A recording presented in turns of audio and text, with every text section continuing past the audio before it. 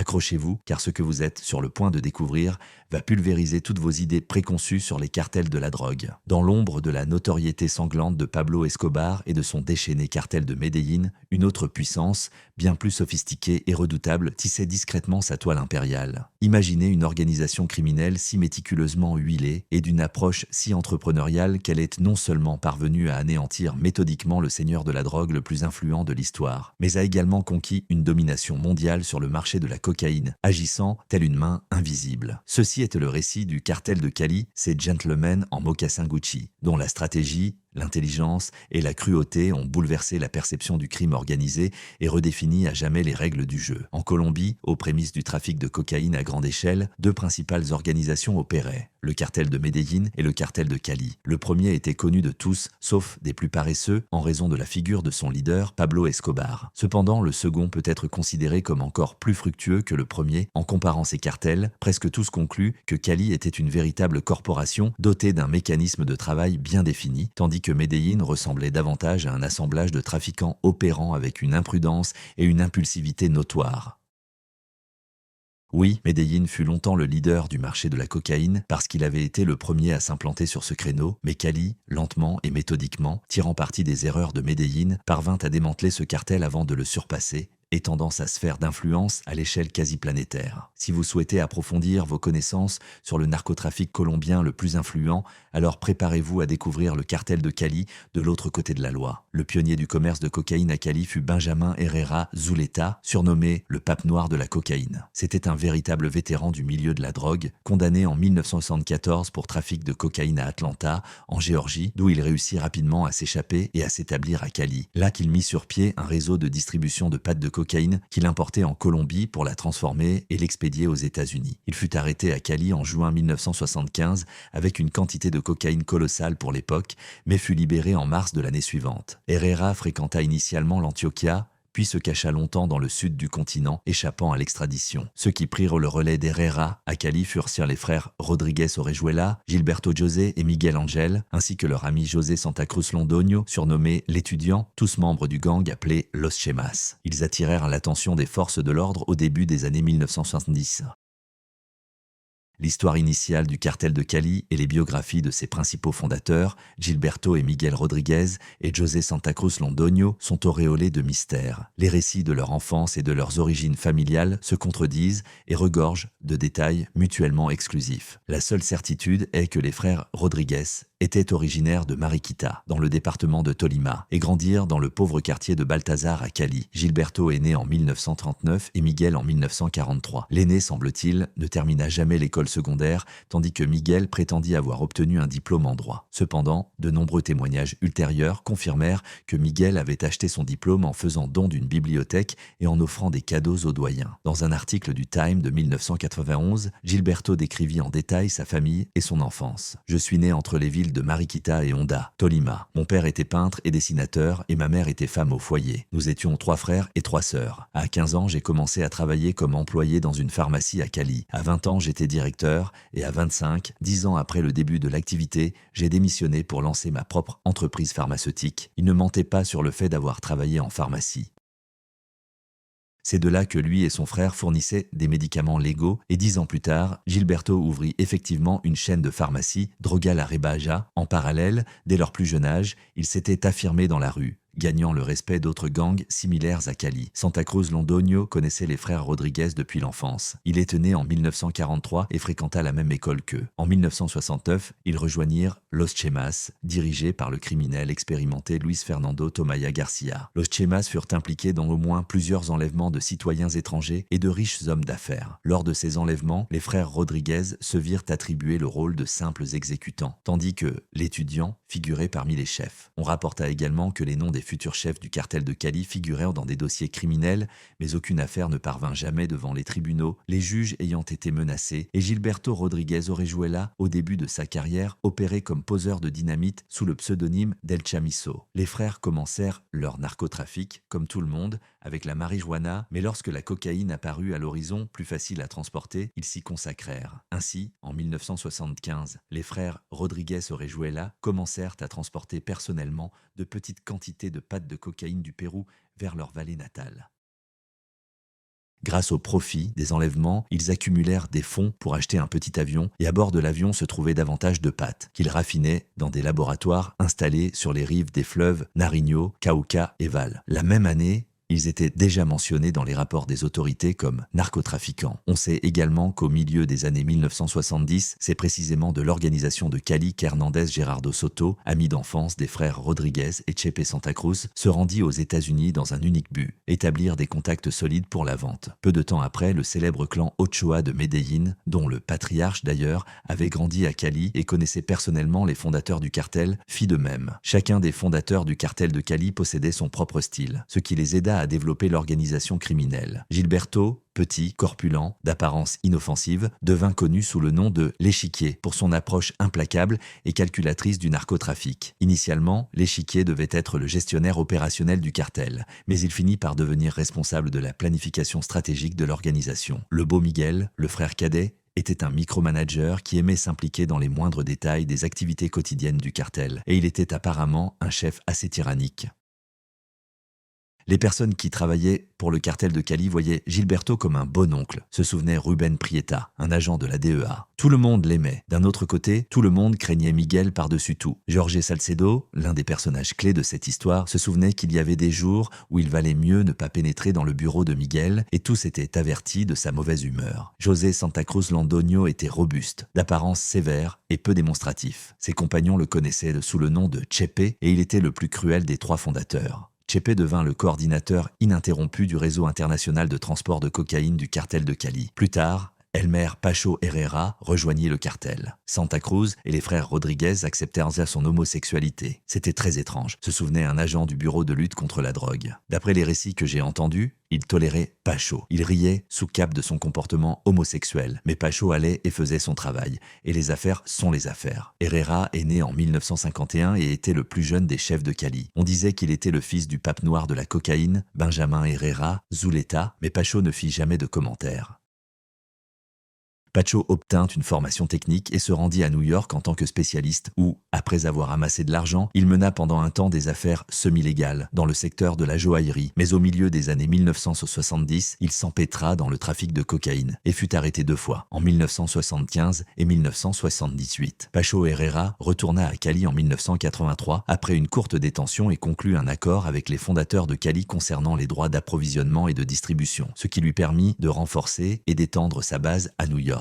Il devint ensuite membre du conseil d'administration du cartel et se révéla un collaborateur inestimable, mettant à profit ses connexions et ses connaissances pour aider Cali à s'associer à des partenaires via Juan Mata Ballesteros. De tous les directeurs du cartel de Cali, on a le moins d'informations sur lui. Il ne s'est jamais affiché comme un homme d'affaires honnête et n'est jamais apparu dans la presse. Au cours des années 1970, le cartel de Cali renforça et perfectionna son réseau. Elle améliora son organisation et sa logistique et commença à utiliser ses contacts familiaux et criminels, ainsi que la communauté d'immigrants colombiens aux États-Unis pour son expansion. À ce stade, on peut déjà noter les différences dans la voie choisie par leurs concurrents de Medellín. Le cartel de Medellín, à la même période, usait d'une violence injustifiée pour éliminer ses rivaux et s'implanter à Miami et dans le sud de la Floride. Pendant ce temps, le cartel de Cali, silencieusement et sans attirer l'attention, vaquait à ses affaires, créant un marché de la cocaïne à New York. Il fallut des années avant que les forces de l'ordre new-yorkaises ne découvrent la présence du cartel. Par exemple, rien que de mars à octobre 1978, le cartel de Cali, sous le nez des agents, commercialisa de la cocaïne d'une valeur de 26 millions de dollars américains. En 3 ans, Gerardo Soto, envoyé pour représenter le cartel à New York, avait mis en place un important réseau de distribution de cocaïne qui s'étendait à un rythme incroyable jusqu'à ce qu'il soit découvert par le groupe de travail Centac 4, créé pour traquer cette organisation. Santa Cruz Londoño prit la place de Soto et le travail se poursuivit. Pendant cette période, Gilberto Rodriguez, avec Jorge Luis Ochoa, était propriétaire de banques au Panama, où il dirigeait une part significative des bénéfices obtenus aux États-Unis. De là, l'argent passait aux filiales de banques colombiennes au Panama, puis environ 30 entreprises blanchissaient l'argent jusqu'à ce que toutes les traces de cocaïne soient effacées. À ce stade, les difficultés ne manquèrent pas. À la fin des années 1970, le japonais Ishida Kawai, propriétaire des joailleries éponymes en Colombie, fut arrêté à New York. Kawai avait avec lui une mallette contenant près de 3 millions de dollars en espèces. Kawai était impliqué dans le blanchiment d'argent pour le cartel via son commerce de pierres précieuses et commença rapidement à témoigner. Le japonais, semble-t-il, révéla les informations qu'il connaissait et quelques jours plus tard, un raid fut effectué dans une ferme en Alabama, acquise par Rodriguez Orejuela, où fut découverte une piste d'atterrissage pour petits avions transportant de la cocaïne. De plus, sur l'indication de Kawai, les agents inspectèrent une usine de portes en bois, qui importait le bois pour la production de Colombie. L'importateur était une société appelée Atlantic Lumber Co., qui louait un entrepôt à Baltimore, dans le Maryland. Chaque planche de l'approvisionnement mesurait un peu plus de 3 mètres de long et 10 cm d'épaisseur. À l'intérieur, des paquets de 225 kg de cocaïne chacun furetés et trouvés. L'Atlantic Lumber était enregistré au nom de Jorge Suarez et Miguel Barbosa, qui se révélèrent être Santa Cruz Londoño et José Patiño, considérés alors comme les plus grands distributeurs de cocaïne à New York. Par la suite, la piste mena à un suspect, colombien, Daniel Acampo, qui fut mis sous surveillance. Santa Cruz Londoño, déjà pourchassé par la DEA, était entre-temps retourné à Cali, tandis que Gilberto Rodriguez lui-même se rendit aux États-Unis pour contrôler le réseau de distribution, toujours ignorant de la surveillance d'Acampo. Miguel, quant à lui, resta au pays et menait à cette époque une vaste activité d'infiltration dans les couches supérieures de la société. Il avait un allié invincible, le journaliste Alberto Giraldo, qui était le meilleur spécialiste en relations publiques parmi les représentants d'entreprises privées et les hauts fonctionnaires du gouvernement. Mais Gilberto ne resta pas longtemps aux États-Unis. En janvier 1980, le téléphone de Daniel Acampo fut mis sur écoute et à la fin du mois, on découvrit qu'il appelait souvent l'hôtel Waldorf Astoria de New York dans la chambre d'un certain Fernando Gutiérrez. Acampo fut arrêté fin janvier 1980 avec 300 000 dollars en espèces. Les documents trouvés en sa possession permirent de conclure que ses opérations de cocaïne s'élevaient à 2 millions de dollars par mois et qu'il était l'un des plus grands trafiquants du cartel de Cali. Ils révélèrent également 2 autres Colombiens impliqués dans l'organisation, Luis Ibarguen et Manuel Vasquez. Ce jour-là, lorsque Acampo fut capturé, le mystérieux Fernando Gutiérrez quitta l'hôtel, mais il commit une grave erreur. Il enregistra son adresse en Floride, maison numéro 1 sur Grove Island. L'administrateur de l'immeuble de Grove Island reconnut José Santa Cruz sur une photographie comme un visiteur régulier de Fernando Gutiérrez, et Gutiérrez se révéla être nul autre que Gilberto Rodriguez Orejuela. C'était février 1980 et c'est à ce moment que les agents réussirent enfin à identifier tous les chefs du cartel de Cali par leur nom et leur visage. Gilberto Rodriguez comprit qu'il était en de graves difficultés et décida de transférer ses activités dans un lieu plus discret. Il ordonna à son subordonné, Jaime Munero, d'acheter pour 800 000 dollars un ranch de bétail à Hopewell, en Alabama. Munero y construisit une piste d'atterrissage, mais se démasqua accidentellement en commettant une imprudence. Il acheta 200 têtes de bétail en espèces et à un prix significativement supérieur à la valeur marchande du troupeau. Par conséquent, en septembre 1981, les autorités confisquèrent le ranch, accusant Munero d'avoir acheté la propriété avec de l'argent provenant du trafic de drogue. De cette manière, le Bureau de lutte contre la drogue, DEA, réussit, en 3 ans, de 1978 à 1980, à confisquer au cartel de Cali 2 millions de dollars en espèces, 70 armes et plus de 200 kg de cocaïne d'une valeur marchande de 50 millions de dollars. Les agents des forces de l'ordre identifièrent environ 40 membres de l'organisation et le parquet en condamna beaucoup pour trafic de cocaïne, identifiant également les chefs. 3 ans plus tard, il devint clair que rien de tout cela n'avait entravé les opérations du cartel de Cali. Gilberto Rodriguez Orejuela retourna dans sa ville natale, tandis que José Chepe Santa Cruz resta la figure clé aux États-Unis et continua à œuvrer pour transformer New York en la principale rampe de lancement de la cocaïne. Le bras droit de Chepe, Cervantes, raconta plus tard en détail comment la cocaïne était distribuée à New York. Au début des années 1980, elle était transportée de Miami à New York. Il devait être prêt à recevoir un appel de Santa Cruz à tout moment. Le plus souvent, la marchandise était transportée dans des voitures de luxe, dans des compartiments secrets bien dissimulés. À l'arrivée à destination, Cervantes appelait un numéro de téléavertisseur fourni par le chef et se rendait dans un hôtel pour attendre le coursier qui prendrait la cargaison. Le coursier arrivait, prenait les clés de la voiture et revenait 1 heure plus tard avec la voiture vide. De retour à Miami, Cervantes attendait le prochain appel et les instructions pour un nouveau voyage dans la Grande Pomme. De 1980 à 1983, Cervantes se rendit à New York environ 100 fois, transportant à chaque voyage de 30 à 35 kg de cocaïne. La valeur marchande à l'époque était d'environ 30 000 dollars par kilogramme. Donc, la quantité de cocaïne transportée par Cervantes à cette période fut estimée à au moins 90 millions de dollars.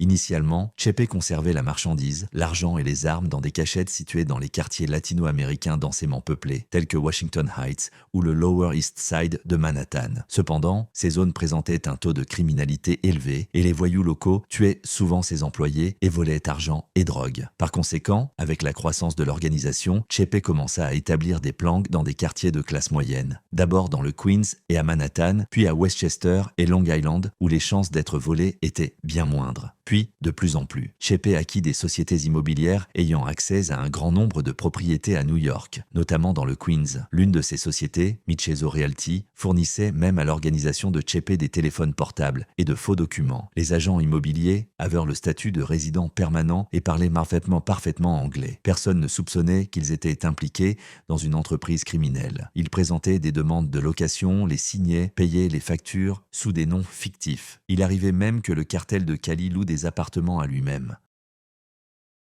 Les sociétés immobilières faisaient partie d'un vaste réseau de soutien de sources corrompues issues des milieux commerciaux et gouvernementaux que le cartel de Cali avait méticuleusement mis en place dans la Grande Pomme à la fin des années 1970 et au début des années 1980. Sur sa liste de paie, par exemple, il y avait des concessionnaires automobiles qui acceptaient de l'argent liquide sans poser de questions, ainsi que des fonctionnaires du département des transports qui fournissaient des laissez-passer et de faux documents d'identité. Toutes les transactions étaient scrupuleusement enregistrées dans les livres comptables.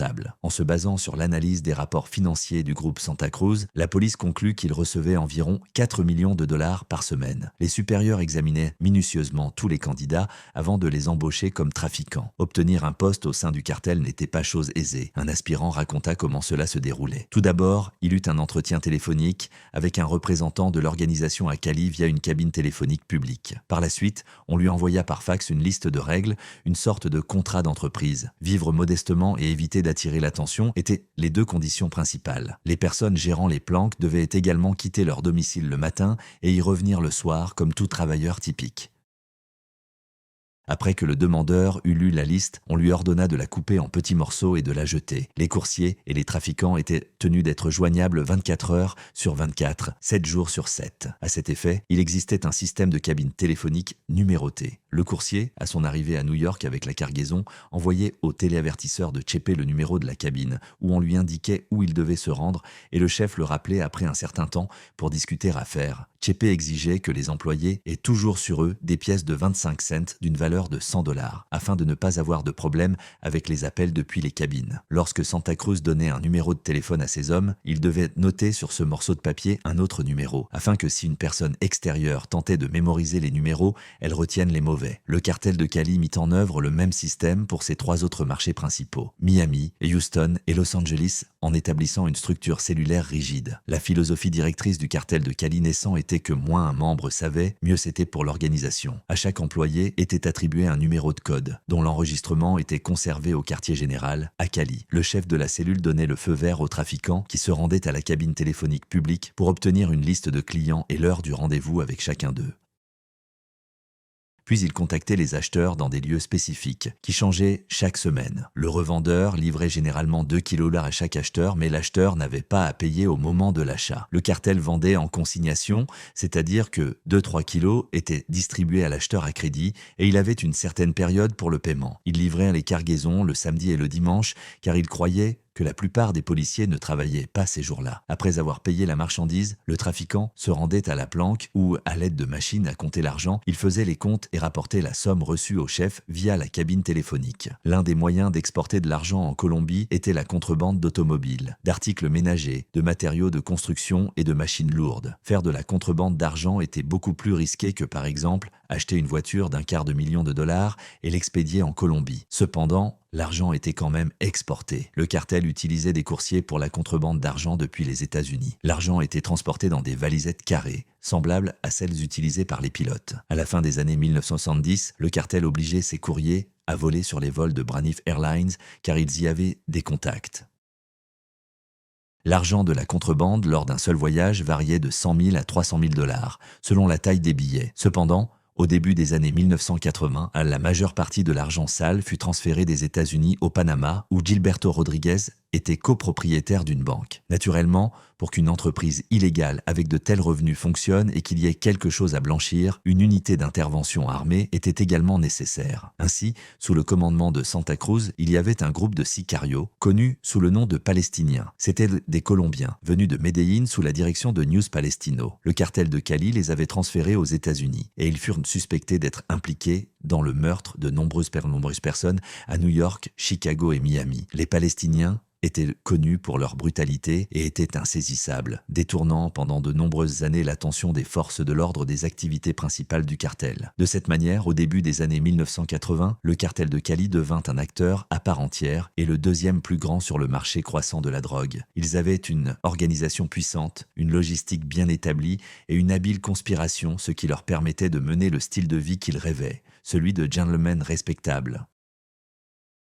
Les deux cartels, Cali et Medellín, avaient des visions radicalement opposées de l'activité criminelle, mais initialement, de la fin des années 1970 au début des années 1980, ils coexistaient pacifiquement. Cali et Medellín collaboraient activement à la coordination des approvisionnements, investissaient dans des laboratoires de transformation et corrompaient ensemble les politiciens. En substance, à ce moment-là, ils étaient des concurrents amicaux. Chacun avait son propre marché et jusqu'au milieu des années 1980, il y avait de la place pour tout le monde. Pendant cette période, les leaders des cartels de Cali et de Medellín jouissaient de leur richesse croissante, évoluant librement dans la société. Par exemple, tant Pablo Escobar que les frères Rodriguez participaient à des courses automobiles. Escobar et son partenaire possédaient une écurie de course, tandis que les frères Rodriguez possédaient 2 pistes de course. Tous les chefs étaient également unis par l'amour du football. Les frères Rodriguez achetèrent l'équipe América de Cali et visaient des victoires au niveau national. De plus, contrairement à Pablo, ils ne cachaient pas leurs actifs, mais les mettaient en circulation avec un tel succès que la ville de Cali, sous leur impulsion, se transforma en une métropole prospère et moderne. Ils possédaient une chaîne de pharmacie, des productions pharmaceutiques et cosmétiques, des sociétés immobilières, de construction, agricoles et de distribution. Dans les années 1980, la population de Cali dépassait le 1 million d'habitants. Naturellement, en ville, il y avait énormément de téléphones, chacun desquels était sous le contrôle du cartel. Grâce aux pots de vin, les techniciens et ingénieurs du cartel pouvaient intercepter n'importe quel appel. Le cartel employait également des milliers de chauffeurs de taxi. Rassemblés à l'aéroport, ils signalaient l'arrivée de tout gringo suspect. Les parrains avaient divisé Cali en fiefs. Gilberto et Miguel contrôlaient le centre de Cali, la zone autour de l'hôtel Intercontinental et Ciudad Jardín dans la partie la plus méridionale de Cali où vivent les résidents les plus riches. Chepe possédait la région méridionale de Cali. Les territoires de Pacho incluaient Palmira et Yumbo au nord de Cali et Jamindi, une ville à 50 miles au sud de Cali. Chacun d'eux possédait des propriétés de luxe dans chaque quartier, protégés des regards indiscrets par de hauts murs. À côté de leurs habitations se trouvaient des piscines, des cours de tennis, des pistes de bowling, des arènes de combat de coqs, des écuries, des discothèques, des plages privées et même des terrains de football. Pour ne pas attirer l'attention, ils conduisaient de modestes Mazda, tandis que les voitures de luxe qu'ils possédaient étaient louées à des politiciens et des personnalités. Pour contrôler la population locale, le cartel corrompait des figures clés de la politique, des forces de l'ordre et des affaires.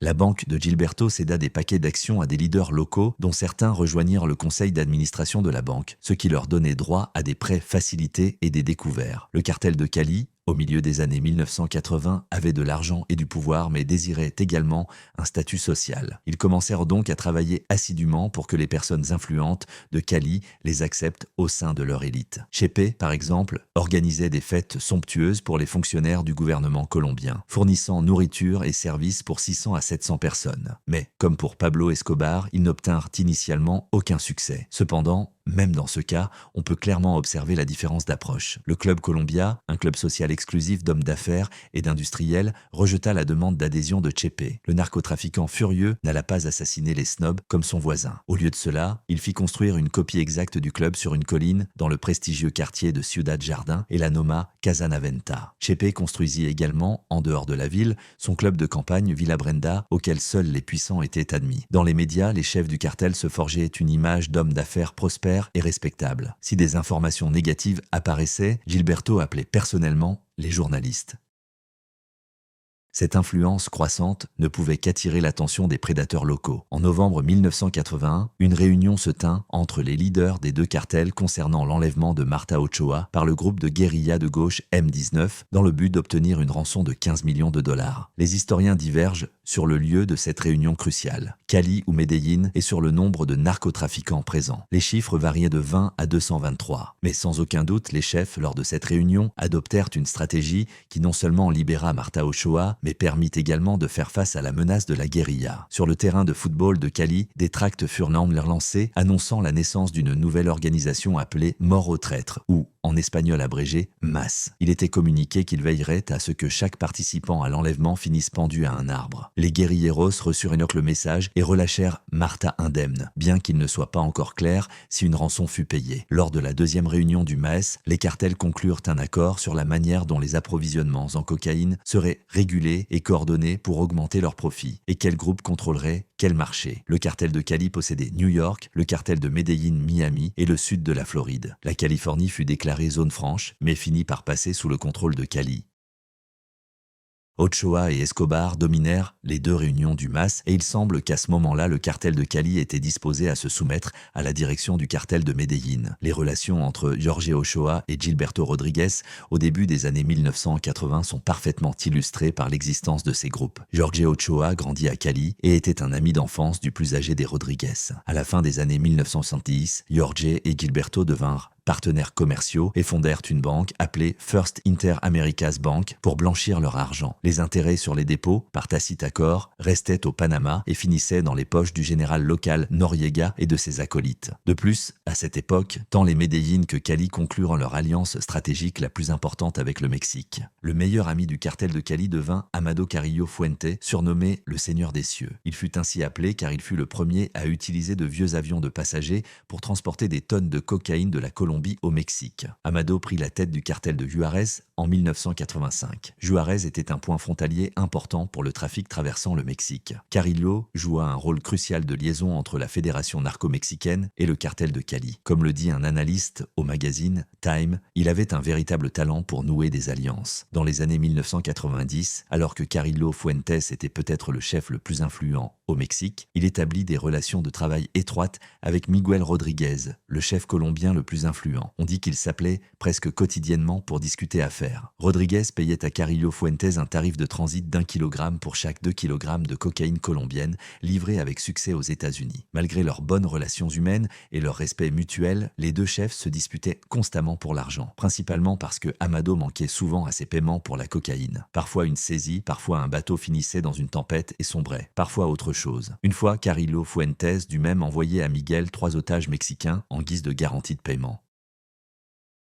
Les Mexicains furent libérés après que Carrillo Fuentes eut payé plus que ce qu'il devait à Rodriguez Orejuela et lui offrit une propriété au Mexique en guise de compensation. Vers le milieu des années 1980, le marché américain de la cocaïne, en raison des actions coordonnées des deux cartels et de l'utilisation des routes de trafic mexicaines, commença à se saturer. Le prix de la cocaïne aux États-Unis chuta de près de 2/3, tandis qu'en Europe, la cocaïne était vendue 4 fois plus cher. Et en 1984, Gilberto Rodriguez et Jorge Ochoa se rendirent ensemble en Espagne pour échapper à la pression que le gouvernement colombien exerçait sur les narcotrafiquants du pays et naturellement pour étudier le marché européen de la cocaïne. Et le marché européen de la drogue était mûr pour l'infiltration. Lorsque Gilberto Rodriguez et Jorge Ochoa s'installèrent en Espagne en 1984, ils achetèrent un grand ranch à Badajoz, près de la frontière portugaise, qui servait de base opérationnelle à partir de laquelle ils pouvaient analyser le potentiel du trafic de cocaïne en Europe. Le cartel de Cali prit contact avec des contrebandiers de tabac galiciens en Espagne, qui connaissaient bien la côte de la région et les entrepôts qui pouvaient être utilisés pour la contrebande de drogue. Le cartel commença à utiliser des bateaux pour récupérer la drogue des navires océaniques et la transporter à terre. Pour blanchir leur argent, ils créèrent un réseau de comptes entre banques espagnoles et panaméennes et investirent dans l'immobilier. Jorge Ochoa envoya l'un de ses assistants clés, Teodoro Castillon, en Angleterre, en Allemagne et aux Pays-Bas pour établir des contacts avec les communautés colombiennes locales et voir s'ils pouvaient créer des infrastructures et des réseaux de distribution similaires à ceux qu'ils avaient aux États-Unis. Cependant, Gilberto, Jorge et leurs épouses furent arrêtés près de l'appartement de Rodriguez à Madrid. Les États-Unis envoyèrent un avocat à Madrid pour pour obtenir l'extradition de Rodriguez et Ochoa, mais le tribunal espagnol les extrada plutôt en Colombie. Au cours des 4 années qui suivirent l'arrivée de Rodriguez et Ochoa en Espagne, le cartel de Cali obtint des succès remarquables sur le marché de la drogue, longtemps dominé par l'héroïne. En 1990, les saisies de cocaïne avaient augmenté drastiquement, passant de 900 kilos en 1985 à 13 tonnes en 1990. 3 ans plus tard, le cartel avait perfectionné à tel point le réseau de contrebande européen qu'ils utilisaient les principaux ports commerciaux européens, notamment Hambourg, Liverpool, Gênes et Rotterdam. Particulièrement chaleureuses étaient les relations que les gentlemen de Cali avaient nouées avec le crime organisé italien. Cali fournissait la cocaïne et la vente était gérée par les Italiens. Il collaborait avec tout le monde, tant avec les Siciliens qu'avec les Napolitains. La Camorra, qui avait le réseau le plus développé pour la distribution de l'héroïne et le port le plus accueillant et corrompu de Naples, s'occupait du commerce de grandes quantités de marchandises colombiennes dans toute l'Europe. Les services de la Camorra pour le cartel de Cali incluaient également le blanchiment d'argent. Une fois, les autorités italiennes découvrirent que la Camorra avait blanchi 40 millions de dollars pour le cartel de Cali, déposant d'abord l'argent sur le compte de la grand-mère de quelqu'un à Mantoue, puis la grand-mère avait transféré les fonds sur le compte d'une société fictive à New York. De là, l'argent fut transféré sur le compte d'une autre entreprise au Brésil et se perdit. Plusieurs arrestations lors de la vente de cocaïne documentèrent également les relations prometteuses du cartel de Cali avec les Siciliens. Par exemple, en 1989, la liquidation de 2 laboratoires en Italie entraîna la saisie de 267 kg de pâtes de base de cocaïne et de chlorhydrate de cocaïne. Et la même année, un informateur du FBI confessa avoir organisé le transport de plus de 500 kg de cocaïne de la Colombie à la Sicile. En 1992, 2 événements majeurs augmentèrent drastiquement le potentiel d'expansion du cartel de Cali en Europe. Le premier fut l'effondrement du communisme, suivi de la chute du mur de Berlin en 1989 et de la dissolution de l'Union soviétique le 1er janvier 1993. Deuxièmement, l'émergence d'une Europe sans frontières après l'élimination des barrières commerciales européennes en 1992, conformément aux dispositions de l'Acte unique européen de 1987. Immédiatement après la chute du mur de Berlin, les premières organisations à émerger entre l'Est et l'Ouest furent dans les syndicats criminels. Le cartel de Cali et les principales organisations criminelles européennes commencèrent à tenir des sommets au début des années 1990 pour déterminer comment ils pourraient collaborer au mieux pour promouvoir leurs intérêts. Il fallut du temps avant que la collaboration ne produise des résultats et au cours des 3 premiers mois de 1993, environ 2300 kg de cocaïne furent saisis et l'importance des pays d'Europe de l'Est et de la Russie dans le transit mondial de drogue commença à croître. Preuve de leur importance croissante furent les volumes de saisie de cocaïne dans la région. Par exemple, le 21 février 1993, près de Saint-Pétersbourg, environ 1100 kg de cocaïne furent saisis et 7 personnes arrêtées. En septembre et octobre 1991, les autorités tchécoslovaques et polonaises saisirent 2 lots de cocaïne de 100 kg cachés dans des lots de bière. Il semblait que le niveau de coopération criminelle internationale n'avait pas de limite géographique. Les trafiquants européens se rendirent même en Colombie pour un échange d'expériences et pour établir des partenariats solides. Des données indiquent que les Colombiens tentèrent également d'entrer sur le marché japonais, mais ne parvinrent pas à un accord avec la Yakuza. Au début de 1993, près de 10 ans après le voyage de Gilberto Rodriguez et Jorge Ochoa en Espagne, le cartel de Cali avait une portée mondiale qui, peut-être, n'avait pas d'égal dans l'histoire du crime organisé, et le potentiel de croissance aurait pu être infini si une guerre totale n'avait pas éclaté en Colombie, initiée par le cartel de Medellín. Le cartel de Medellín devint la cible principale des efforts des forces de l'ordre américaines. Alexander Watson, chef de mission adjoint de l'ambassade américaine à Bogota de 1981 à 1984, affirma que la mission considérait Cali comme une ville relativement tranquille à cette époque. Le trafic de drogue commençait tout juste à se développer rapidement, se souvenait Watson. À l'époque, si vous étiez américain, vous pouviez aller de Cali à Bogota à tout moment, sans rien craindre. Le gouvernement américain maintint une attitude favorable envers les trafiquants de drogue de Cali tout au long des années 1980. Expliquant pourquoi le gouvernement prêtait peu d'attention à Cali, Crescencio Arcos, diplomate et sous-secrétaire d'État adjoint des États-Unis dans les années 1980, déclara « Nous considérions l'organisation d'Escobar comme les gangsters typiques, avec des chaînes en or qui aimaient un style de vie ostentatoire. Les trafiquants de Cali, en revanche, étaient discrets, manipulateurs. Nous les appelions les criminels en mocassins Gucci. » Dès 1981, le Bureau de lutte contre la drogue, DEA, ouvrit des filiales à Cali et Medellín. Travailler comme agent de la DEA en Colombie comportait des risques. En 1976, à Bogota par exemple, un agent fut tué par balle. L'assassin entra simplement dans le bureau, monta à l'étage et tira 3 balles sur l'agent. Ces 2 bureaux bureau opérait de manière très discrète, avec 2 agents, chacun chargé de la collecte d'informations. La chose la plus importante qu'ils réussirent à établir était qu'il y avait beaucoup de trafiquants, et tous collaboraient, soit avec Cali, soit avec Medellín. Et les Medellín étaient le plus nombreux. Le plus connu et le plus ostentatoire parmi les chefs était naturellement Chepe Santa Cruz. Les agents finirent eux par dresser un portrait plus ou moins clair de lui, et les autorités colombiennes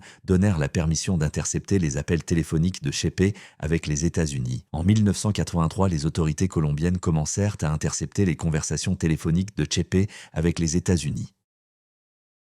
Naturellement, les chefs en eurent immédiatement connaissance car, comme nous l'avons déjà dit, ils s'étaient préoccupés de cela plusieurs années auparavant en corrompant les employés des centrales téléphoniques. L'un des avocats de Santa Cruz visita le bureau de la DEA en Colombie et avertit qu'il avait l'intention d'obtenir une ordonnance interdisant à la police d'intercepter tous les téléphones appartenant à Santa Cruz. À cette époque, le cartel de Cali avait déjà dans son personnel une équipe d'avocats talentueux qui représentaient leurs intérêts sur le plan juridique. Vers le milieu des années 1980, la stratégie du cartel de Cali se dessinait définitivement. Acheter la Colombie, ne pas la terroriser. Disperser de l'argent partout, et tout le monde vous acceptera. Soutenez un candidat politique et vous l'aurez dans votre poche. Lorsque l'argent de la drogue inonda Cali, le cartel provoqua un boom économique. Les agents enquêtant sur les affaires du cartel disaient « Les citoyens respectables de Cali étaient prêts à fermer les yeux, car les parrains s'attiraient en leur faveur en distribuant leurs richesses dans toute la ville. » Par la suite, cela a rendu notre tâche beaucoup plus difficile lorsque nous avons cherché à détruire le cartel. Mais un cartel reste un cartel, même s'il porte des chaussures Gucci.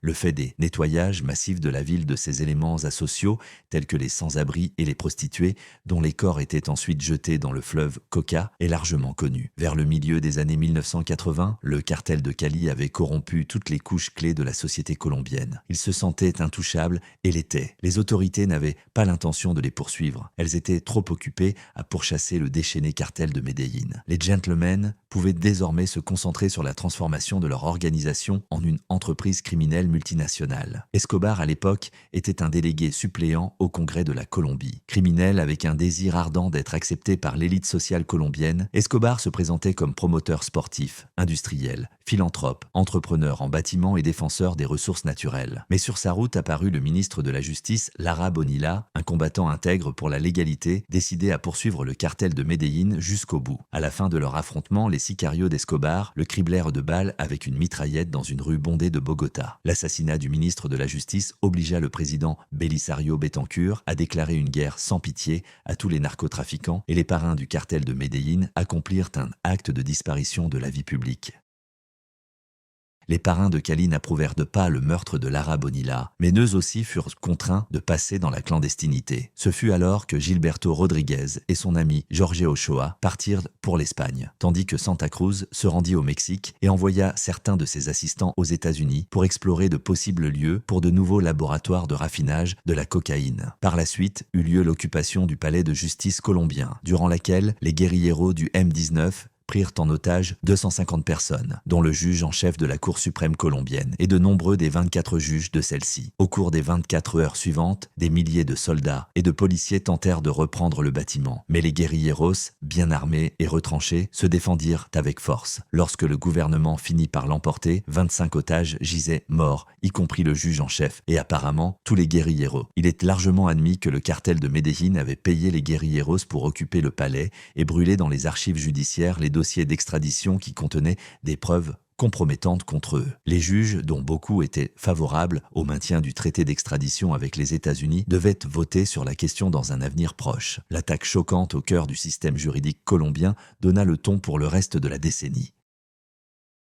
En 1990, plus de 200 fonctionnaires judiciaires et au moins 40 juges colombiens avaient été tués. Le président de la Colombie, Virgilio Barco, entré en fonction en 1986, appliqua le traité d'extradition entre la Colombie et les États-Unis. En réponse, le cartel de Medellín déclencha une campagne terroriste impitoyable contre l'État. Le cartel jura que mieux vaut une tombe en Colombie qu'une prison aux États-Unis et commença à poursuivre les partisans éminents de l'extradition, ainsi que les fonctionnaires qui combattaient durement la drogue. Une série de meurtres sanglants commença. Lorsque Gilberto Rodriguez et Jorge Ochoa se rendirent ensemble en Espagne, ils se faisaient confiance et travaillaient ensemble pour explorer de nouveaux marchés. Mais les relations se détériorèrent progressivement à mesure que les deux puissantes organisations étendaient leurs activités, et la tension montait entre elles en raison des différentes voies de cette expansion. Un moment clé fut l'extradition d'Ochoa et Rodriguez d'Espagne en 1986. Rodriguez fut jugé en Colombie en mars 1987 pour trafic de cocaïne, ce qui aurait pu le conduire à l'extradition vers les États-Unis. Mais cela se produisit dans une petite ville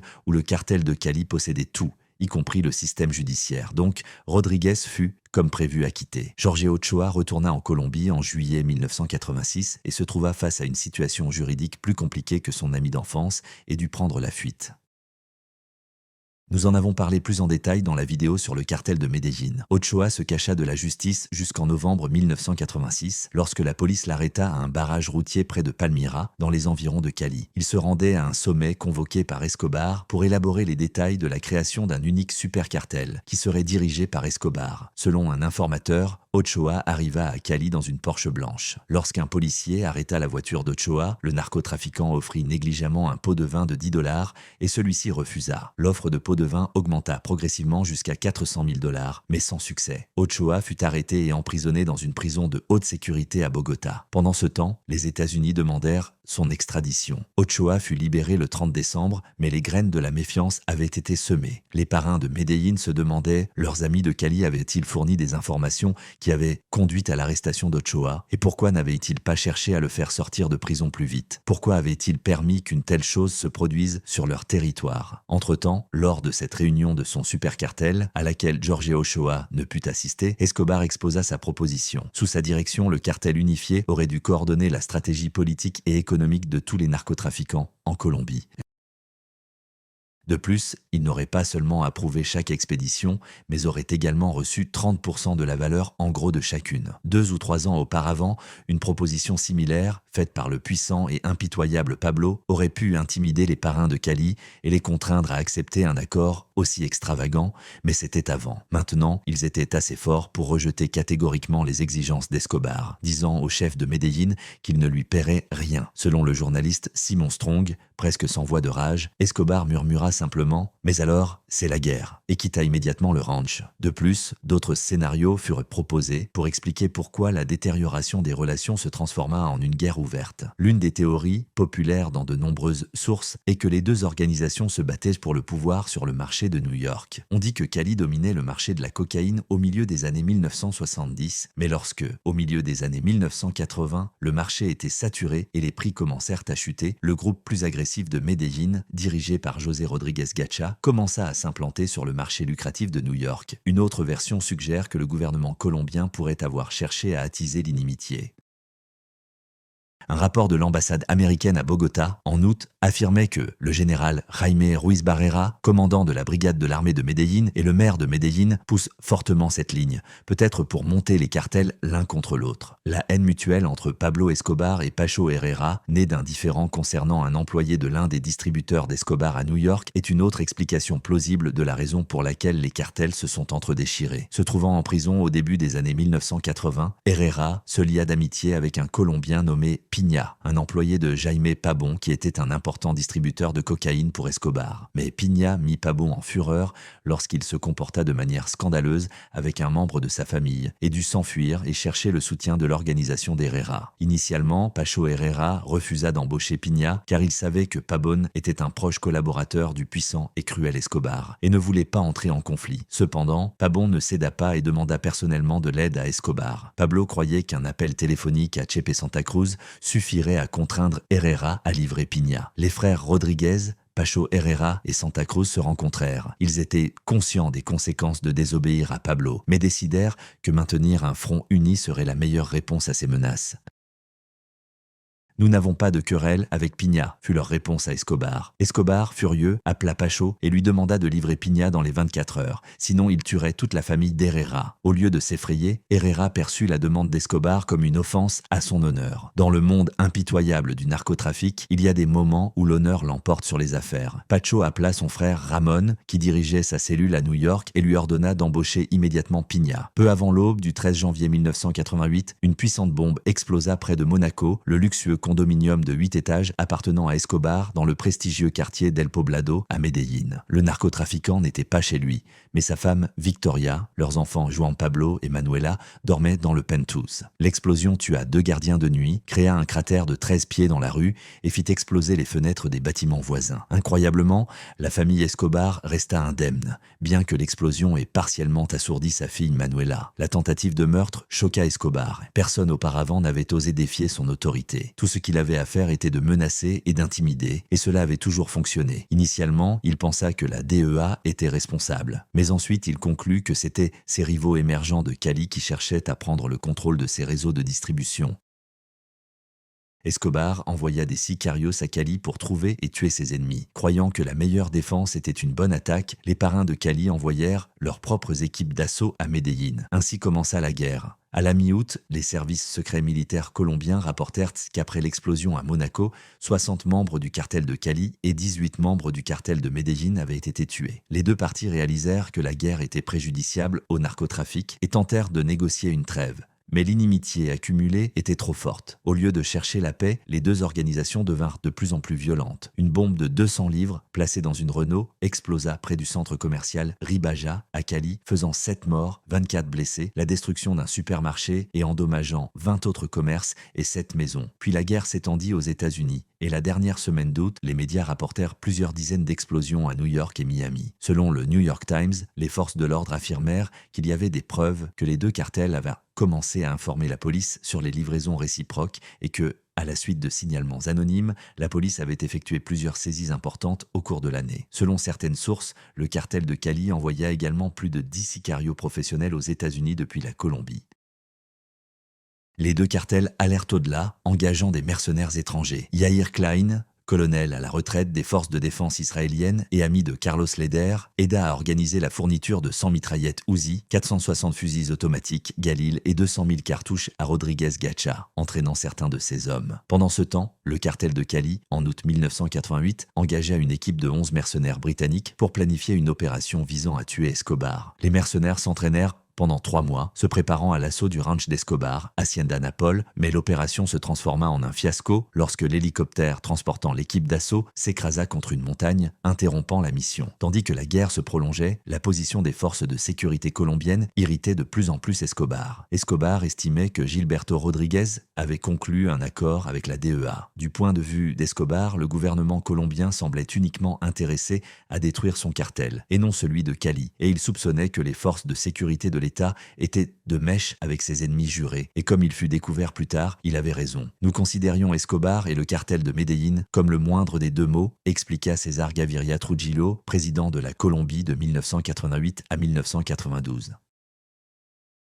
C'est pourquoi le gouvernement colombien concentra toute son attention et ses ressources contre le cartel de Medellín. Lorsqu'Escobar entra dans une fureur noire, obtenant des preuves documentaires irréfutables de la collaboration des autorités avec Cali, la Colombie trembla. Une série d'explosions, l'assassinat du candidat présidentiel Luis Carlos Galán, l'explosion d'un avion au-dessus de Bogota. L'État déclencha une guerre totale contre le cartel de Medellín, dans laquelle tous les moyens étaient bons, y compris une étroite collaboration avec les concurrents d'Escobar, le cartel de Cali, qui l'haïssait. De la mi-août à la mi-décembre 1989, le gouvernement arrêta 497 personnes, confisqua drogue et propriétés d'une valeur de 250 millions de dollars et extrada 9 suspects aux États-Unis. Pendant la même période, Escobar répliqua, tuant 187 fonctionnaires et civils, effectuant 205 explosions et causant des dommages pour 501 millions de dollars. Le cartel de Cali non seulement participait activement à la guerre, mais en dirigeait le cours. Ces informations d'espionnage et de renseignement, dont la recherche ne s'arrêtait ni jour ni nuit, s'avérèrent plus efficaces que les carnages et les attaques terroristes des gangs. Au début de 1989, la direction du cartel engagea Jorge Enrique Velázquez, surnommé El Navegante, pour infiltrer l'organisation de José Gonzalo Rodriguez Gacha. Velázquez fit un travail si bon que Rodriguez Gacha lui confia entièrement sa sécurité.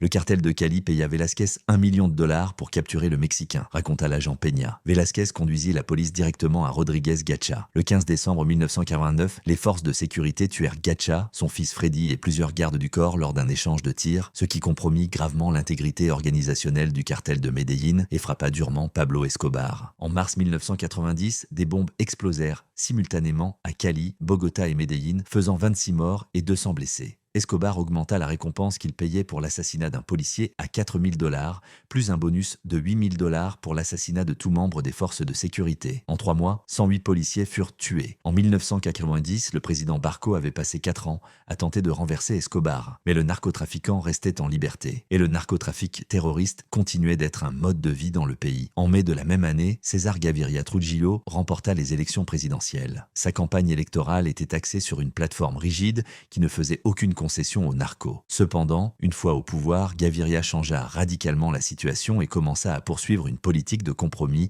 non de confrontation. Le 7 août, Gaviria fit une généreuse offre aux narcotrafiquants. Rendez-vous volontairement et vous recevrez des peines légères et l'immunité contre l'extradition. Escobar perçut la faiblesse et augmenta la pression sur le gouvernement pour obtenir de nouvelles concessions de Gaviria. En septembre, il enleva le journaliste Francisco Santos, membre de la famille propriétaire d'un important journal dans le pays, El Tiempo, et Mariana Montoya, sœur de Germán Montoya, ancien secrétaire du président.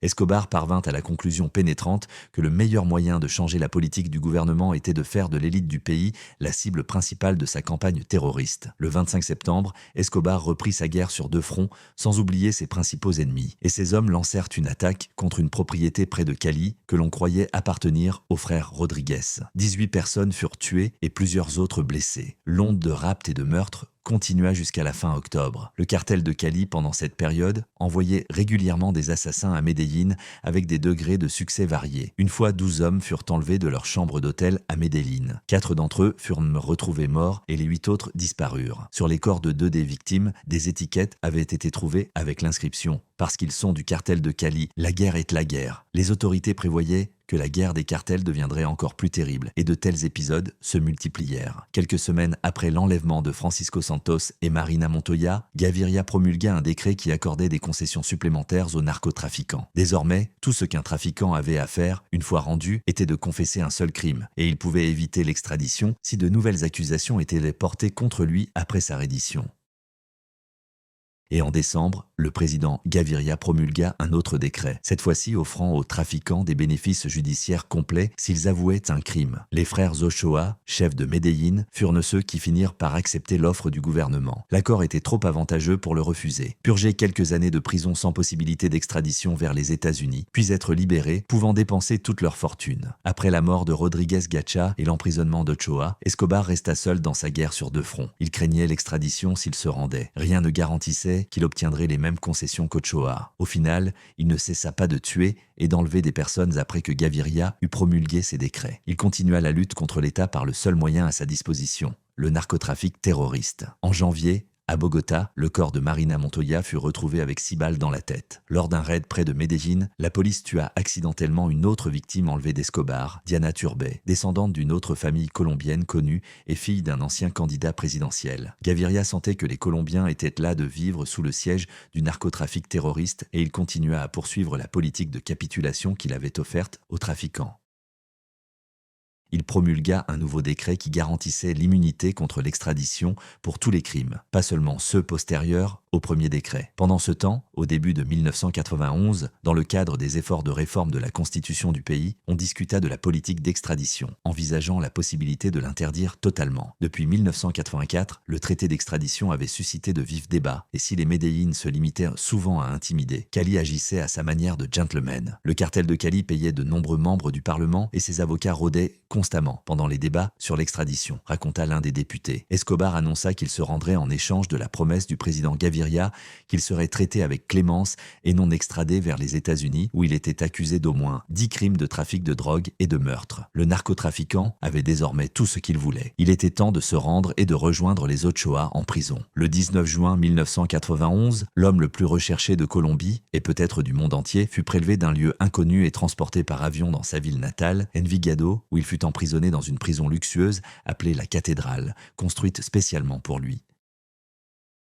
Pendant qu'Escobar était en guerre avec l'État, le cartel de Cali continua à accroître son pouvoir, sa richesse et son influence, renforçant sa base aux États-Unis et s'étendant en Europe et en Amérique latine. En 1990, des fonctionnaires américains, qui quelques mois auparavant avaient affirmé que le cartel de Medellín était responsable de la majeure partie de la contrebande de cocaïne aux États-Unis, découvrirent désormais que le syndicat de Cali avait conquis la part du lion du trafic. Fin 1990, la part de Cali sur le marché américain bondit à environ 75%, plus 95% de la distribution européenne. Mais plus une organisation grandit, plus elle devient visible. Le 1er juillet 1991, Gilberto Rodriguez accorda une interview au magazine Time, dans laquelle il se décrivait comme un homme d'affaires honnête et une cible innocente du psychopathe Escobar. Il nia son implication dans le trafic de drogue. Il attribua le conflit à la tendance d'Escobar à voir comme ennemi quiconque ne le soutenait pas. Tout a commencé quand M. Escobar m'a appelé et m'a demandé de l'aider à commettre des actes violents pour obtenir du gouvernement colombien l'annulation du traité d'extradition de 1979. M. Escobar croit qu'il faut se faire justice soi-même. Je ne suis pas d'accord. Il pense qu'un criminel peut gagner une guerre contre l'État. Je pense que c'est absurde.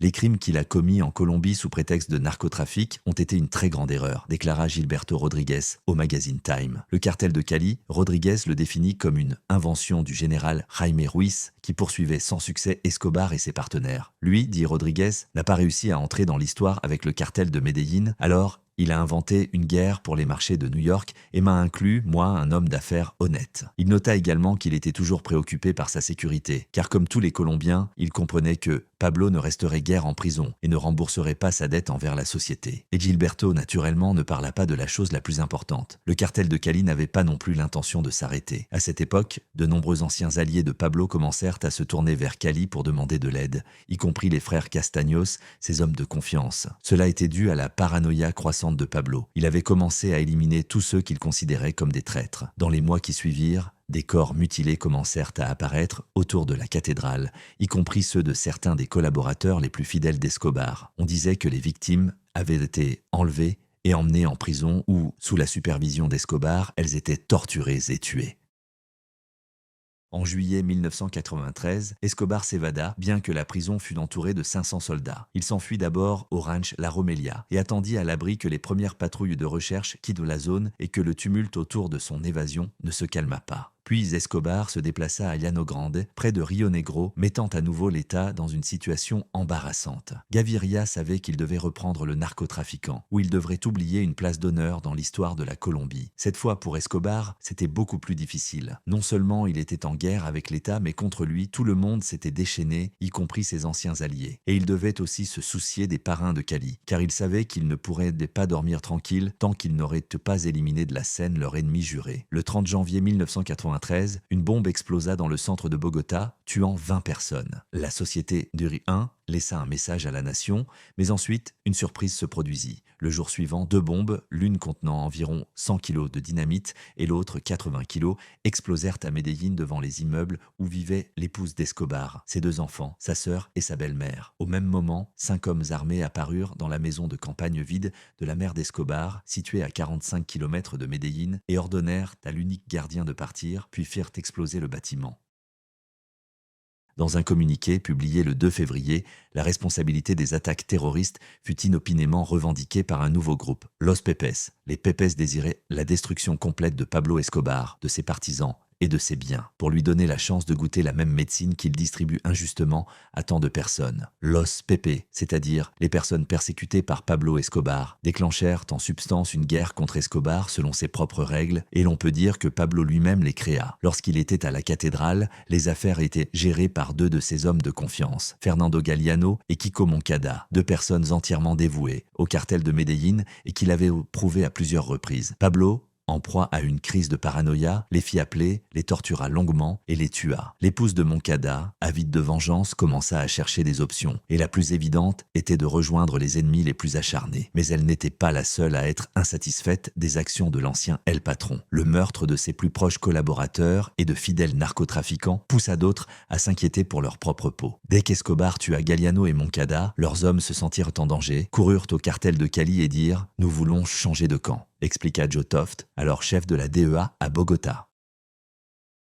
Les chefs de Cali dirent « Bien, si vous voulez changer de camp, vous devrez nous payer ». Beaucoup d'argent afflua alors de Medellín vers Cali. Cependant, initialement, les gentlemen de Cali refusèrent de participer à une entreprise aussi douteuse que la collaboration avec Los Pepes. Mais ils changèrent ensuite d'avis lorsqu'ils comprirent l'avantage que cette initiative apporterait. De plus, au sein de Los Pepes, il y avait aussi d'anciens hommes d'Escobar, et les agents de la DEA collaboraient secrètement avec eux. On parlait également de l'implication de la CIA, ce qui signifiait qu'en fait, Los Pepes était une unité d'anciens partisans d'Escobar qui avaient commencé à le combattre sous l'égide du cartel de Cali. Le noyau dur des Pepe était constitué des chefs de Cali qui fournissaient les financements, ainsi que des anciens collaborateurs d'Escobar, les frères Castaño, Carlos et Fidel, et Don Berna. Les Castaño sont dépeints dans la série Narcos comme deux assassins psychopathes de campagne. Mais on omettait là le fait que ces deux psychopathes étaient des membres de longue date du cartel de Medellín et dirigeaient un escadron de la mort appelé Los Tangueros. Don Berna, peut-être le personnage le plus important dans l'histoire de Los Pepes, mérite un récit plus détaillé.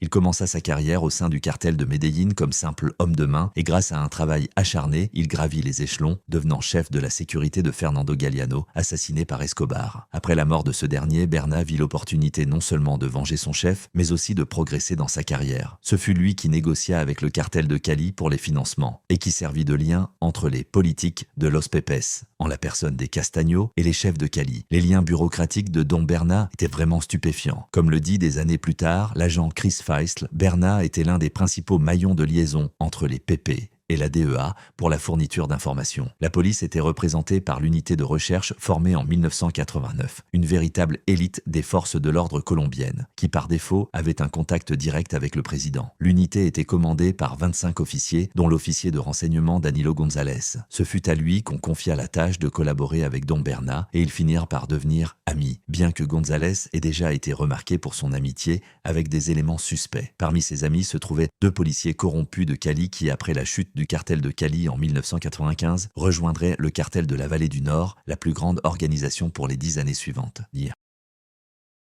Danilo González lui-même formerait un groupe appelé Cartel du Diable. Don Berna, après la chute de Cali, deviendrait le plus important chef criminel de Colombie jusqu'en 2005, grâce aux liens développés pendant son travail avec Los Pepes. Les Pepe se révélèrent être la structure criminelle idéale du point de vue organisationnel, où se fusionna littéralement un mélange d'autorités corrompues, de forces de l'ordre et de criminalité organisée qui agirent de concert et prospérèrent jusqu'en 2005. Il est donc improbable que les représentants de l'élite se soient directement tournés vers le cartel de Cali pour obtenir de l'aide, comme le montre la série Narcos. Tous les intérêts convergeaient en un unique point, Los Pepes, géré par Don Berna et les frères Castaño. Au sein de Los Pepes s'entremêlaient étroitement la DEA, la police de l'unité de recherche, la CIA, les élites politiques et le cartel de Cali, unis par un objectif commun, ou arrêter Escobar à tout prix. Escobar, furieux, répliqua immédiatement. Le matin du 15 février, 2 puissantes bombes explosèrent à 5 minutes et 12 pâtés de maisons d'intervalle dans le centre de Bogota, tuant 4 personnes et en blessant plus de 100. C'était la 5e et la 6e voiture piégée après qu'Escobar eut déclaré la guerre à l'État à la mi-janvier. Mais quelques heures plus tard, à Medellín, des inconnus à bord d'un camping-car Toyota bleu incendièrent une luxueuse maison appartenant à Escobar dans l'exclusif quartier d'El Poblado. C'étaient de nouveau les Pepe, qui démontraient qu'ils étaient sérieux, œil pour œil, chaque fois qu'Escobar commettait un acte terroriste. 2 jours plus tard, des militants tuèrent Carlos Maria Ossa, un important financier d'Escobar qui aidait à payer la campagne terroriste de Pablo. Le même jour, Carlos Alzate, un homme de confiance d'Escobar qui sans Ossa n'aurait pu atteindre Pablo, se rendit. Les Pepe avaient sérieusement commencé à affaiblir l'organisation d'Escobar. Le cartel de Cali disposait des systèmes informatiques les plus modernes et des meilleurs spécialistes qui agissaient par anticipation, identifiant l'infrastructure d'Escobar. De plus, il n'était pas contraint par les lois, mais avait un blanc-seing tacite de l'État et de la DEA, ce qui accélérait considérablement le processus. Cependant, le 5 mars, les Pepe annoncèrent un cessez-le-feu, sans en expliquer les raisons, bien que la presse ait supposé que cela avait été fait pour donner à Escobar le temps de se rendre. Cela ne se produisit pas, et exactement 1 mois plus tard, ils publièrent un autre communiqué déclarant leur engagement pour la destruction complète d'Escobar. En d'autres termes, les Pepe disaient « Nous t'aurons Pablo, quoi que tu fasses ». À la mi-novembre, ils tuèrent 50 hommes d'Escobar, y compris son beau-frère, et détruisirent environ 20 propriétés appartenant à ses proches et collaborateurs. Les justiciers ne réussirent-ils pas à attraper les gros poissons ? mais ils empoisonnèrent lentement la mer dans laquelle ils nageaient. Ils mirent également le gouvernement colombien dans l'embarras. Pourquoi l'administration Gaviria n'a-t-elle pas pris le contrôle de la situation ? Je demandais les Colombiens. Où les Pépés et le gouvernement travaillaient-ils ensemble ? À cette époque, lorsque les Pépés commencèrent leur campagne contre Escobar, les fonctionnaires américains et colombiens, naturellement, nièrent publiquement que le cartel de Cali leur avait fourni des informations qui aidaient à la chasse à Escobar. Aujourd'hui, ces fonctionnaires admettent volontiers que les gens de Cali ont tout de même joué un rôle clé dans l'élimination d'Escobar. Le gouvernement colombien menait une lutte mortelle avec Pablo et ne se souciait pas d'où provenaient les informations, tant qu'elles étaient fiables. Le cauchemar de la Colombie prit fin le 2 décembre 1993, lorsqu'Escobar fut tué sur le toit d'une maison à Medellín.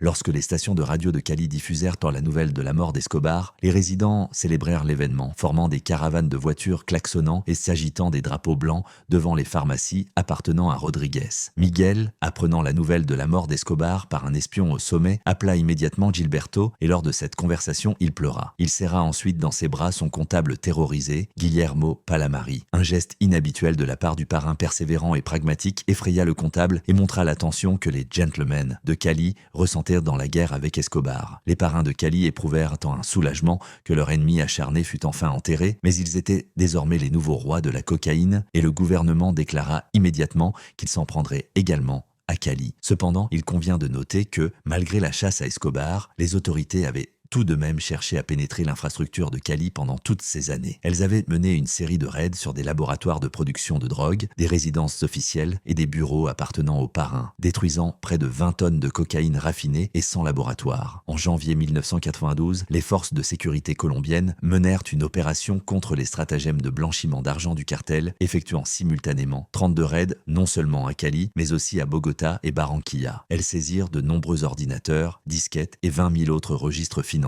et découvrir des informations qui conduisirent à 3 arrestations et au gel de 15 millions de dollars sur des comptes bancaires en Colombie, au Royaume-Uni, en Allemagne, à Hong Kong et aux États-Unis. Fin décembre 1993, 120 ingénieurs de l'armée américaine arrivèrent en Colombie pour réaliser un projet de construction de 10 semaines dans le village de Huanchaco, situé dans la jungle, à environ 75 miles de Cali.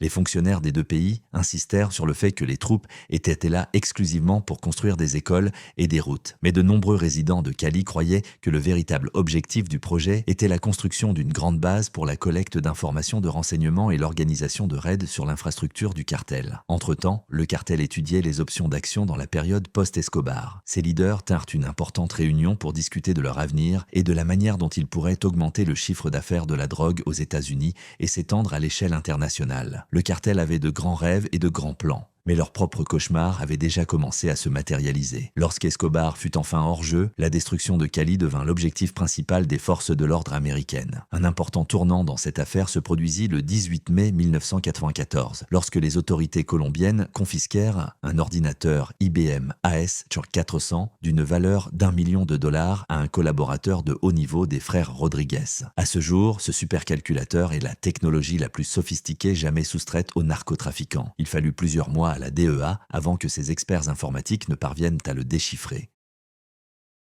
Ce que la DEA découvrit fut stupéfiant. Des fichiers informatiques contenant des informations sur des milliers de pots de vin que le cartel avait versés à des Colombiens de toutes les couches sociales. En 1995, le gouvernement colombien avait envoyé 500 soldats et policiers à une unité, connue sous le nom de bloc de recherche, pour traquer et détruire les frères Rodriguez et leurs principaux subordonnés. Les autorités effectuèrent une série de raids et dispersèrent dans Cali des centaines de tracts annonçant une récompense de 1,6 million de dollars pour des informations menant à la capture de Gilberto et Miguel. Mais rien ne se produisit. Le bloc de recherche apparaissait dans des maisons, des appartements ou des entreprises seulement pour découvrir que l'un des frères venait de s'échapper. La corruption prospérait encore et le gouvernement dut licencier 174 policiers, dont 48 capitaines et d'autres officiers de haut rang liés au cartel de Cali. Mais les autorités colombiennes, avec le soutien des autorités américaines, continuèrent obstinément les enquêtes. La plupart des agents du cartel avaient une peur mortelle de témoigner contre les puissants chefs, mais finalement, quelques-uns de leurs complices le firent, et cela se révéla être un autre tournant pour les autorités. Le premier à se manifester fut Harold Ackerman, qui était un chef de cellule si important qu'il était surnommé l'ambassadeur du cartel aux États-Unis. C'était un manager exemplaire de Cali et un employé qui avait contribué à faire du cartel la corporation criminelle la plus puissante et la plus réussie au monde. Ackerman possédait un magasin de vêtements à Miami. Je vivais bien, mais un jour des Colombiens commencèrent à venir dans mon magasin, se souvenait Ackerman. Ils me disaient que je pourrais gagner beaucoup plus d'argent avec le cartel de Cali. Selon les estimations d'Ackerman, en 2 ans de travail, jusqu'en 1991, il avait gagné 3 millions de dollars. En avril 1993, il fut arrêté et par l'intermédiaire de l'un des avocats, Miguel Rodriguez lui fit parvenir un message. « Ne t'inquiète pas, Harold, ne le prends pas personnellement. Ta famille recevra un paiement mensuel. » La deuxième partie du message disait « Monsieur Rodriguez te rappelle qu'en tant qu'ami, il est une très bonne personne, mais qu'en tant qu'ennemi, il sera très mauvais. Pense à l'accord, et il ne restera même pas ton chien. Souviens-toi, tu as encore de la famille en Colombie. » Malgré cela, Ackerman accepta l'accord. Il devint l'un des témoins les plus importants à avoir jamais témoigné contre le cartel de Cali et son témoignage contribua à faire de l'opération Keystone l'une des enquêtes criminelles les plus importantes de l'histoire américaine. Ackerman expliqua en détail la hiérarchie de l'organisation, sa structure, ses méthodes de travail, les routes d'importation et de distribution de la cocaïne aux États-Unis. À la suite de ces informations, une série d'enquêtes et d'opérations furent lancées contre le cartel de Cali. Miguel Rodriguez accueillit avec difficulté la nouvelle de la trahison d'Ackerman. Tous leurs plans de conquête du marché mondial s'effondrèrent. Ils avaient maintenant besoin de beaucoup d'argent pour maintenir à flot leur gigantesque organisation criminelle transnationale. Mais l'arrestation d'Ackerman et d'autres complices asséchait le flux d'argent et interrompait la distribution. Le deuxième partenaire important du cartel de Cali à se tourner vers les États-Unis pour demander de l'aide fut Guillermo Palamari, le chef comptable du cartel. À l'été 1995, Palamari était devenu un homme qui en savait trop, car il avait participé à la plupart des réunions importantes du cartel et avait suivi des centaines de documents. En avril 1995, le gouvernement colombien l'accusa d'être un homme de paille de l'entreprise criminelle et le convoqua pour un interrogatoire. Miguel Rodriguez pensait que Palamari céderait et savait que le temps pressait. Si la police attrapait Palamari, il deviendrait un témoin terrible contre lui. Miguel passa un contrat pour l'assassinat de son ancien comptable, mais Palamari réussit à se cacher à Cali. Palamari comprit que sa seule chance de rester en vie était de se rendre, alors il appela l'ambassade américaine à Bogota pour négocier.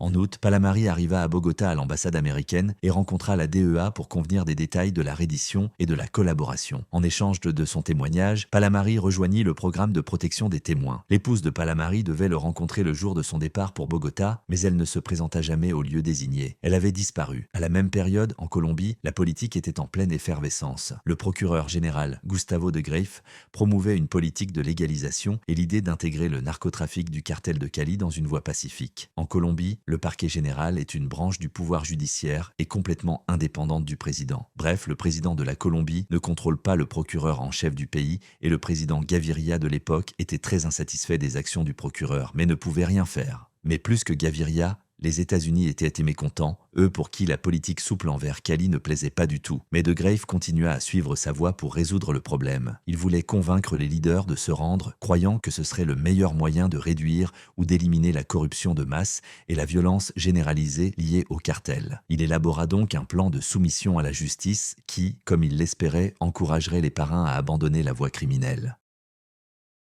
Le plan incluait les conditions suivantes. Lorsque le parquet général obtiendrait des preuves, le narcotrafiquant se verrait offrir une réduction de peine. Le narcotrafiquant, contre qui le bureau avait des preuves, mais pas assez d'indices, recevrait la moitié de la peine maximale et naturellement aucune extradition. Les fonctionnaires du gouvernement américain avaient des raisons de soupçonner que dans les rapports de Greiff avec le cartel de Cali, il y avait plus que ce qu'il n'y paraissait. Le nom de Greiff figurait aux côtés de celui de Gilberto Rodriguez Orejuela dans les documents d'une compagnie aérienne, ce qui indiquait qu'ils étaient copropriétaires. Le procureur général nia avoir jamais rencontré Gilberto ou Miguel Rodriguez. Mais pendant l'enquête, le comptable Palamari témoigna que de Greiff avait rencontré les frères à 2 reprises en 1993 pour discuter d'un accord de reddition et peut-être aussi des questions de Los Pepes. La situation s'éternisait. Les chefs étaient encore intouchables pour les États-Unis et de plus, la possibilité de se légaliser se profilait à l'horizon. À la veille des élections à Cali, il sponsorisait le candidat Ernesto Samper, qui avait des liens de longue date avec les trafiquants. Au moins en 1981, il avait rencontré tous les membres de Medellín à l'hôtel Intercontinental. Et dans l'agenda de Gilberto Rodriguez, saisi en Espagne, le numéro personnel de Samper avait été trouvé.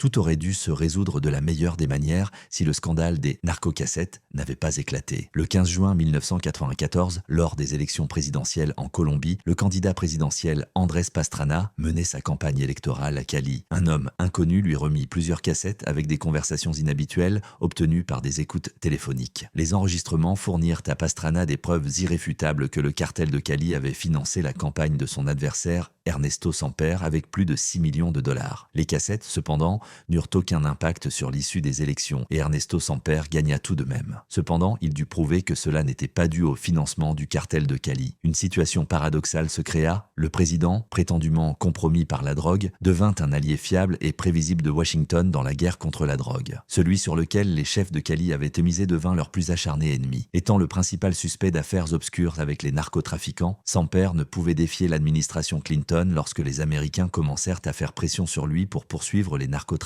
Et la pression constante et les raids commencèrent à influencer le réseau de communication du cartel et son flux d'argent. Considérant une récompense de 1,9 million de dollars pour Miguel et Gilberto Rodriguez et 625 000 dollars pour Santa Cruz et Herrera, les parrains devaient se soucier constamment d'informateurs et de trahison. Le cartel, apparemment plus doux et plus clément, n'avait pas l'intention de prendre de risques. En 6 semaines, environ 75 cadavres furent découverts en ville, dont certains portaient des signes de torture. Gilberto fut le premier à être localisé grâce à son assistant surnommé Flaca. Les informateurs rapportèrent que s'ils trouvaient Flaca, tôt ou tard, le chef apparaîtrait également. Le 9 juin 1995, Gilberto Rodriguez Orejuela fut découvert dans un appartement prestigieux à Cali. Lorsque les autorités effectuèrent l'arrestation, l'échiquier terrorisé s'exclama « Ne tirez pas, je suis un homme de paix ». Avec l'arrestation de Gilberto Rodriguez, la Colombie et les États-Unis obtinrent leur première grande victoire contre le cartel de Cali. Rodriguez risquait jusqu'à 24 ans de prison pour des accusations de trafic de drogue et d'enrichissement illicite, et plusieurs accusations avaient été portées contre lui dans diverses villes des États-Unis. Cependant, si ses avocats parvenaient à lui obtenir tous les bénéfices prévus par le code pénal colombien, il risquerait pas plus de 5 ans. Le lendemain de son arrestation, lors d'un festival de rue dans le parc de San Antonio, au centre de Medellín, une bombe explosa, faisant 21 morts et plus de 200 blessés. Un appel anonyme rapporta que l'explosion avait été effectuée en représailles à l'arrestation de Rodriguez. Cependant, aucune attaque terroriste ne réussit plus à distraire les autorités colombiennes, qui concentrèrent leur attention sur Miguel Rodriguez. Le chef de la sécurité, Jorge Salcedo, aida à capturer l'astucieux et toujours prêt à tout Miguel. Ironiquement, quelques années auparavant, Rodriguez lui-même avait réussi à aider à localiser Gacha. Salcedo, au prix d'efforts incroyables et de risques mortels, fournit à la DEA des informations précises sur la cachette de Miguel, qui avait presque compris qui était la taupe dans son organisation. Pendant 4 jours, les agents surveillèrent l'appartement dans un prestigieux complexe résidentiel indiqué par Salcedo. Lorsqu'ils s'assurèrent que Miguel était effectivement là, ils fixèrent le raid pour le 6 août, littéralement le lendemain. Toutes les tentatives précédentes de capturer Rodriguez avaient échoué. Chaque fois, il avait réussi à devancer les agents de justesse, et le temps jouait contre eux. Le succès de l'opération dépendait de l'élément de surprise. Rodriguez avait toujours plusieurs voies de fuite, grâce auxquelles il évitait souvent la capture. Cette fois, les agents le capturèrent alors qu'il tentait de se cacher dans une cachette derrière une armoire à 5 battants pour documents, encastrés dans le mur. Là, il avait tous les conforts, nourriture, eau en bouteille, une bouteille d'oxygène pour respirer, un tabouret et une copie du code pénal colombien. Lorsque, après l'arrestation, il remarqua des gringos dans la foule, il comprit tout et sembla se résigner à son destin, se laissant même photographier tranquillement avec les agents de la DEA. Chepe Santa Cruz, à ce point, était déjà mort. Il avait été arrêté peu avant Miguel et enfermé dans la prison de la Picota, d'où il avait réussi à s'évader par une ruse astucieuse. Une voiture avec de prétendus enquêteurs arriva à lui, on les fit passer et ils emmenèrent Chepe en liberté. Les unités militaires et de renseignement passèrent au crible Cali et Bogota, mais ne trouvèrent aucune indication sur sa position. Le gouvernement colombien offrit une récompense de 2 millions de dollars pour le retour de Chepe. Ce qui se passa ensuite reste encore peu clair. Selon la version officielle, Santa Cruz fut tué lors d'un échange de tirs avec la police le 5 août 1996. Cela fut également confirmé par les agents de la DEA. Cependant, les photographies post-mortem montrent que sur le corps de Chepe, il y avait des signes de torture. La famille Santa Cruz demanda une deuxième autopsie, mais Chepe fut enterré au cimetière de Cali sans une deuxième autopsie. Aujourd'hui, de nombreuses sources restent sceptiques quant à la version officielle, et très probablement liées à la mort de Santa Cruz sont Danilo González et Don Berna, lesquels, anticipant la chute imminente du géant, contribuèrent à l'élimination du rival. Après la mort de Santa Cruz, l'unique parrain de Cali resté en liberté fut Pacho Herrera. Le 1er septembre 1996, après des mois de négociations, Pacho arriva à une base de police à Cali pour se rendre au général Serrano. Herrera devint un informateur, accusant 35 personnes, y compris des membres de sa famille, d'appartenance au cartel. En échange, Herrera reçut une condamnation à 6 ans et 8 mois et une amende de 1 million de dollars pour un crime lié au trafic de drogue. Le 5 novembre 1998, Pacho jouait au football dans la zone de haute sécurité de la prison de Palmyra, lorsqu'un homme bien habillé, se faisant passer pour un avocat, s'approcha de lui, l'étreignit chaleureusement, puis sortit une arme et lui tira 6 balles dans la tête. Ainsi, le cartel de Cali fut décapité. Cependant, Miguel et Gilberto vécurent dans la prison de la Picota davantage comme des invités que comme des criminels, grâce au système pénitentiaire colombien incurablement corrompu. Les frères utilisaient des téléphones portables et vraisemblablement un réseau de communication qui passait par un téléphone public en prison pour contrôler leurs intérêts commerciaux.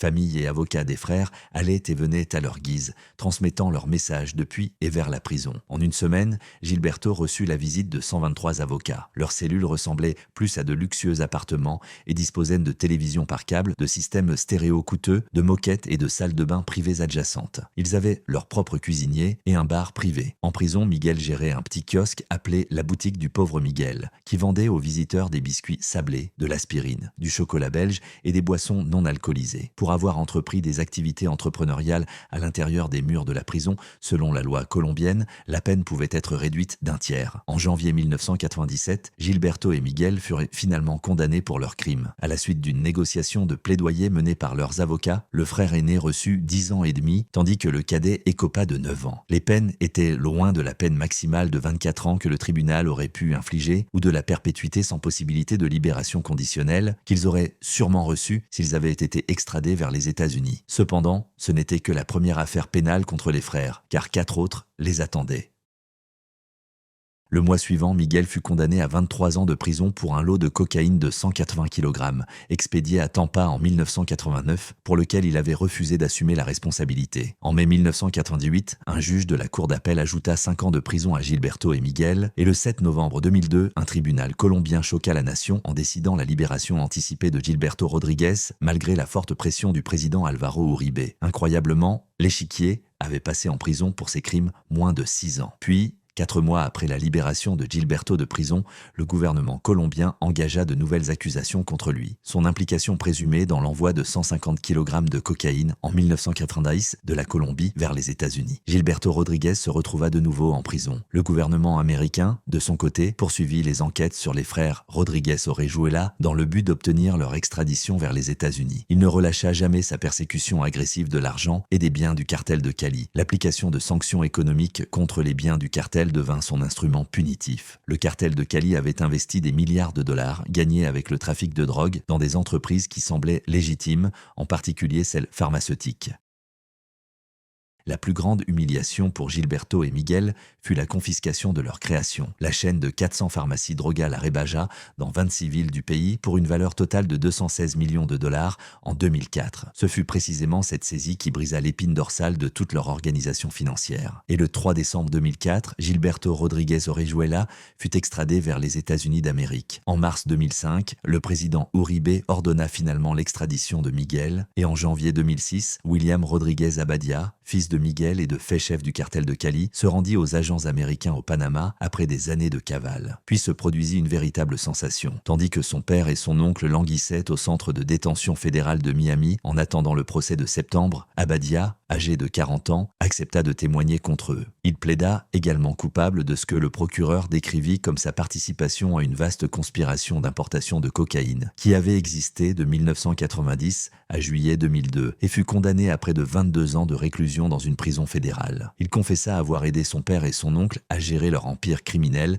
depuis les barreaux après qu'ils eurent été emprisonnés en 1995 et accepta de renoncer à sa part dans l'empire commercial, d'une valeur d'environ 300 millions de dollars. Le 26 septembre, Gilberto et Miguel, afin que les membres de leur famille, inclus dans la soi-disant liste Clinton pour l'affaire du cartel de Cali, puissent vivre tranquillement, plaidèrent coupable de conspiration en vue de faire passer en contrebande plus de 200 kg de cocaïne des États-Unis depuis la Colombie via l'Amérique centrale. Ils acceptèrent également de plaider coupables aux accusations du district sud de New York pour conspiration en vue de blanchir leur fortune illicite via leur empire pharmaceutique, qui comprenait plus de 400 pharmacies de détail dans toute la Colombie, ainsi que des entreprises pharmaceutiques produisant des médicaments. Les membres de la famille acceptèrent également de renoncer à tout l'héritage des entreprises des Rodriguez aux États-Unis et dans le monde, les enquêtes ayant établi l'utilisation de biens provenant du trafic de drogue. En échange, les membres de la famille obtinrent le droit d'être exclus de la liste noire pour les crimes commis avant le 16 décembre 1997. Immédiatement après la déclaration de culpabilité, le juge condamna Gilberto, 67 ans, et Miguel, 62 ans, à 30 ans de prison pour blanchiment d'argent. La sentence serait concomitante à la condamnation de 30 ans de prison, précédemment prononcée à la suite des accusations de trafic de cocaïne contenues dans l'acte d'accusation du district sud de la Floride. Gilberto est décédé en 2022 d'un cancer à l'âge de 83 ans. Miguel est toujours en vie.